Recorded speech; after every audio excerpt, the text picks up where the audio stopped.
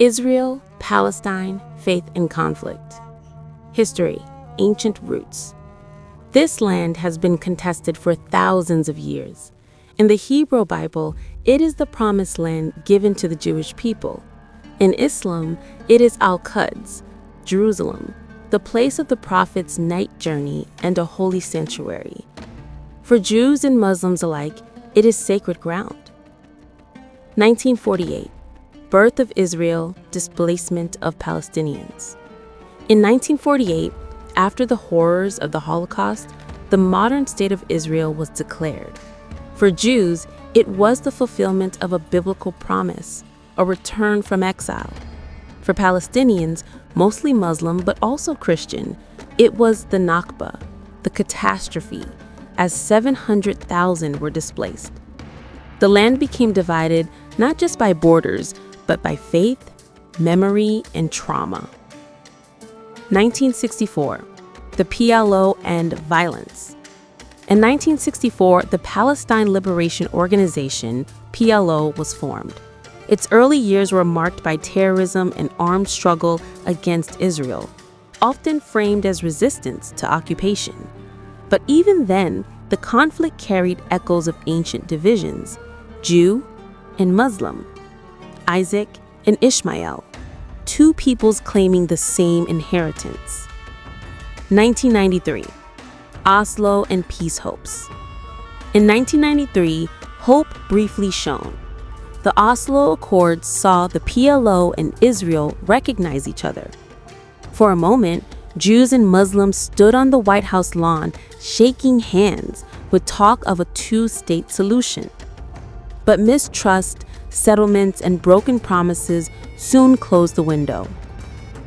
2000 to 2008, rejected peace deals. Israel offered peace deals at Camp David in 2000 and again in 2008, involving a Palestinian state, Gaza, most of the West Bank, and even parts of East Jerusalem. Both were rejected, Palestinians saying they fell short, Israelis seeing them as wasted chances. Each rejection deepened the chasm. 2006 to 2007, rise of Hamas. In 2006, Hamas rose to power in Gaza. Rooted in Islamism, Hamas rejected Israel's right to exist, carrying out suicide bombings and rocket attacks. By 2007, Hamas seized Gaza by force. Since then, Palestinians have been divided: Fatah in the West Bank, Hamas in Gaza. Israel and most Western nations label Hamas a terrorist organization, even as it governs 2 million people. 2023, Hamas attack and hostages. On October 7, 2023, Hamas launched a brutal assault on Israel. Thousands of rockets, entire communities overrun, more than 1,200 killed, and around 240 hostages taken. Men, women, and children. It was the worst massacre of Jews since the Holocaust. Israel declared war, devastating Gaza in return. Religious frame. Set apart, quarantine. For Jews, the battle feels like survival. A people once scattered, now quarantined in their only homeland.